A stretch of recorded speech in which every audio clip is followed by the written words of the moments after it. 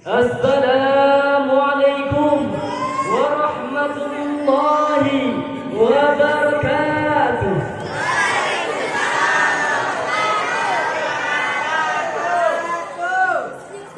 Alhamdulillahi rabbil alamin.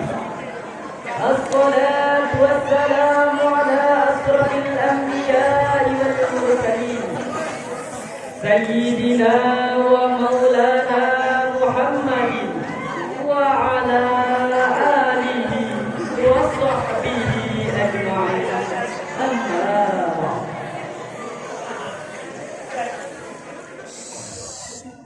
Dewan Hakim yang arif dan bijaksana, hadirin sebangsa dan setanah air yang berbahagia.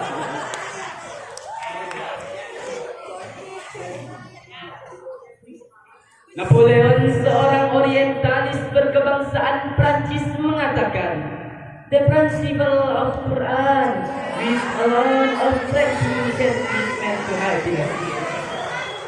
Al-Quran adalah prinsip dan merupakan satu-satunya kitab suci yang dapat menghantarkan kepada kebahagiaan dan kepulauan.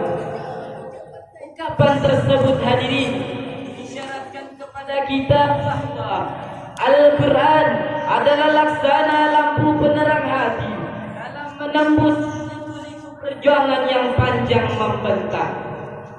Al-Quran adalah laksana benteng yang kokoh dalam mengfilter tipuan dan godaan syaitan. Al-Quran adalah laksana jimat penyelamat dari kesesatan hidup dan kehidupan. Pendek kata, Al-Quran adalah satu-satunya kitab suci yang memberikan kebahagiaan serta senantiasa relevan dengan perkembangan dan situasi zaman. Oleh karena itu, Rasul mengatakan, "Iqra'ul Qur'an fa innahu ya'ti yaumal qiyamah syafi'an li ashabi." Bacalah dan kajilah Al-Quran, karena ia akan datang pada hari kiamat sebagai penolong. Dalam rangka menjadikan Al-Quran sebagai petunjuk dan pedoman hidup manusia, pada kesempatan berbahagia ini kami akan membahas tentang Al-Quran dan rajang bangun masa depan peradaban manusia. Dengan rujukan Quran surah Yunus ayat 57 berikut. A'udzu billahi minasyaitonir rajim.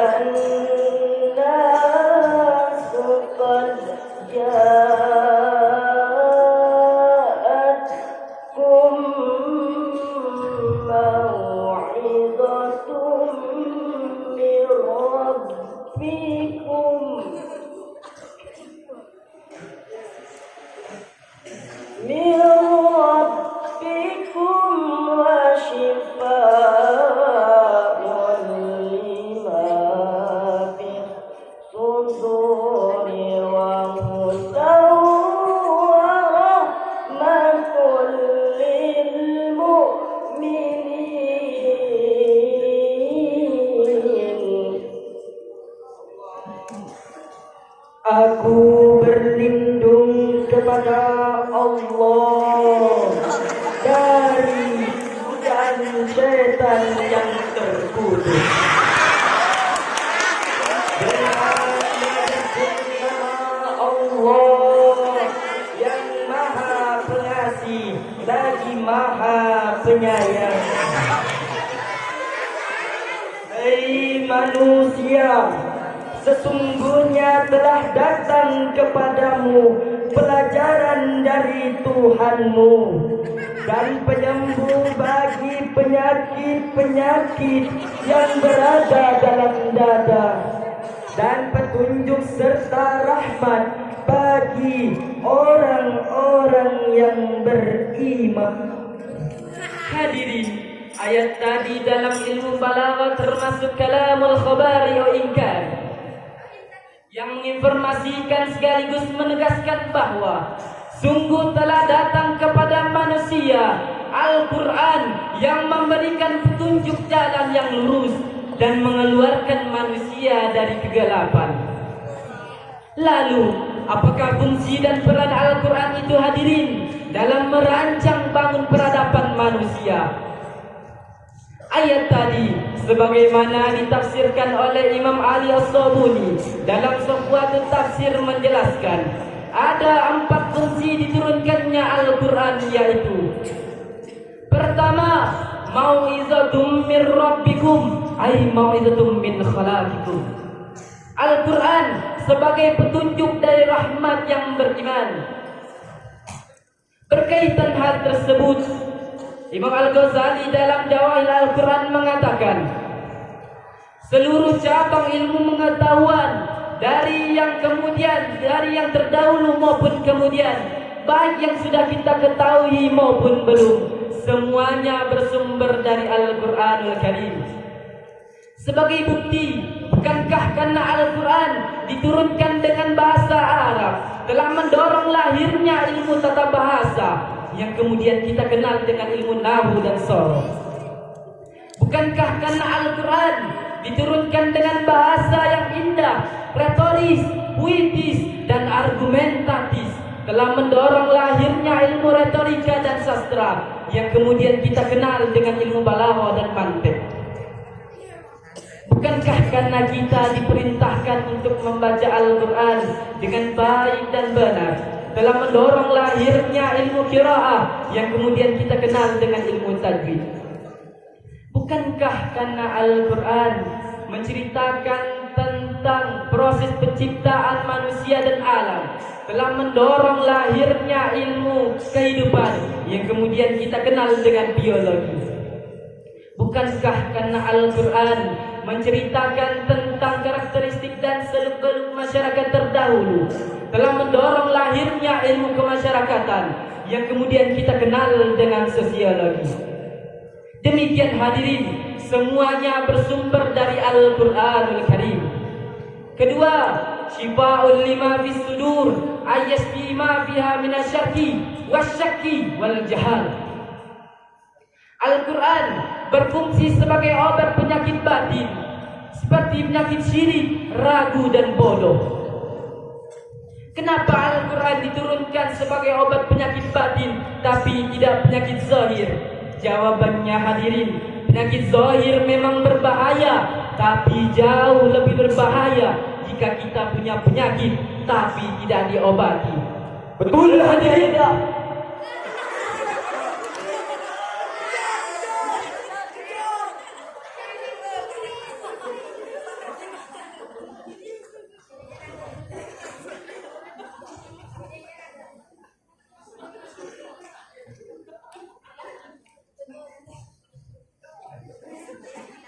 Dengan demikian, penyakit asma, jantung, tumor memang berbahaya dan dapat merusak tubuh manusia.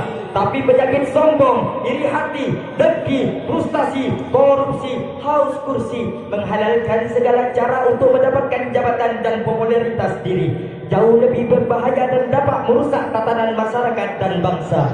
Oleh karena itu hadirin, Al-Quran turun dengan perintah dan larangan, janji dan ancaman, dan memerintahkan kepada manusia untuk mentaati dan mengamalkan seluruh isinya.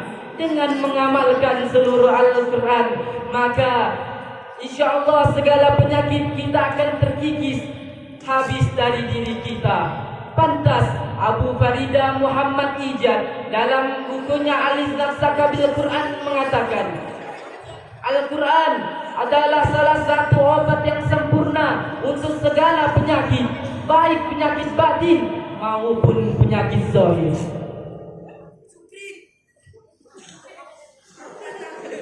Ketiga, hudan ay hudayatud dalal.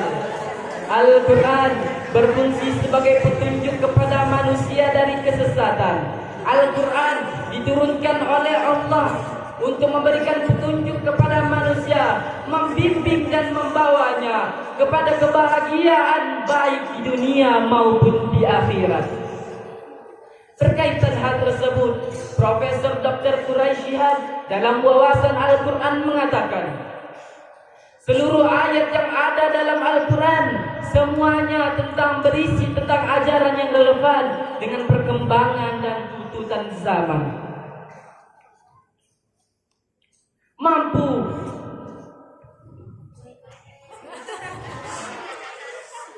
Mampu memberikan solusi terhadap berbagai permasalahan, baik yang bersifat ibadah, ritual maupun sosial, dan di dalamnya termasuk etika kenegaraan. Oleh karena itu hadirin, kalau manusia sudah mampu bisa memahami Al-Quran menjadi petunjuk kehidupan serta mengamalkan dalam kehidupan keseharian, maka pasti perilakunya tidak akan bertentangan dengan ajaran Tuhan dan berselisih dengan tuntutan agama, siapapun dia dan apapun profesinya. Seorang pejabat kalau sudah menjadikan Al-Quran sebagai petunjuk hidupnya, dia tidak akan berbuat korupsi meskipun rakyat tidak tahu. Seorang pedagang kalau sudah menjadikan Al-Quran sebagai petunjuk hidupnya, dia tidak akan berbuat curang, mengurangi timbangan meskipun seorang pembeli tidak mengerti. Seorang suami kalau sudah menjadikan Al-Quran sebagai petunjuk hidupnya, dia tidak akan berbuat berselingkuh meskipun dia sedang sendiri. Demikian pula hadirin, para pemuda dan pemudi yang sedang asyik memandu kasih, kalau sudah menjadikan Al-Quran sebagai petunjuk hidupnya, dia tidak akan berbuat macam-macam meskipun keadaan senyap dan sepi. Betul hadirin?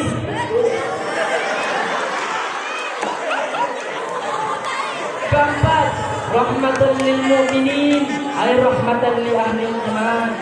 Al-Quran berfungsi sebagai rahmat bagi insan dan beriman.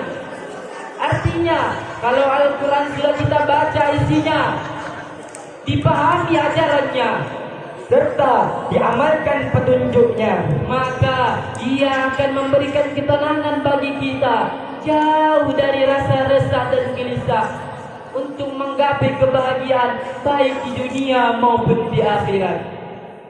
Oleh karena itu hadirin, Allah Subhanahu wa taala berfirman dalam Quran surah Al-A'raf ayat 96 berikut ini. Walau anna ahlal qura amanu wattaqaw min rabbihim barakatun alaikum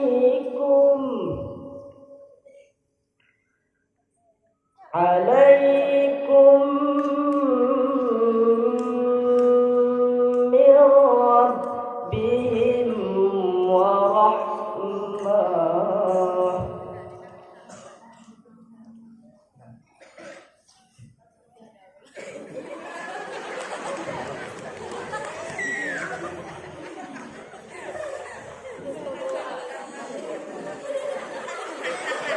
Jikalau sekiranya penduduk negeri-negeri beriman dan bertakwa, pastilah kami akan melimpahkan kepada mereka berkah dari langit dan bumi.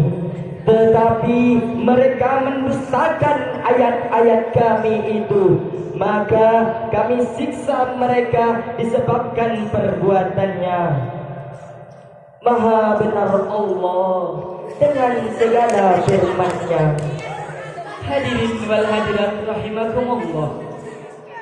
Demikian dari uraian ini dapat disimpulkan bahwa Al-Quran merupakan firman Allah Subhanahu wa Ta'ala yang berfungsi sebagai pelajaran, obat, petunjuk, dan rahmat dalam merancang bangun peradaban manusia untuk menggapai kebahagiaan baik di dunia maupun di akhirat.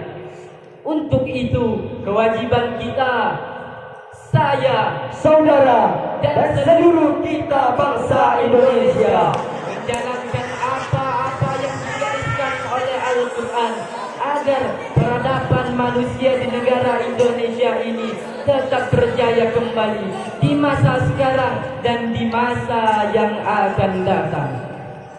Itulah yang dapat kami sampaikan. Mohon maaf atas segala kesalahan dan kekurangan. Wabillahi taufiq wal hidayah wa ridha wal hinayah. Summa assalamu alaikum warahmatullahi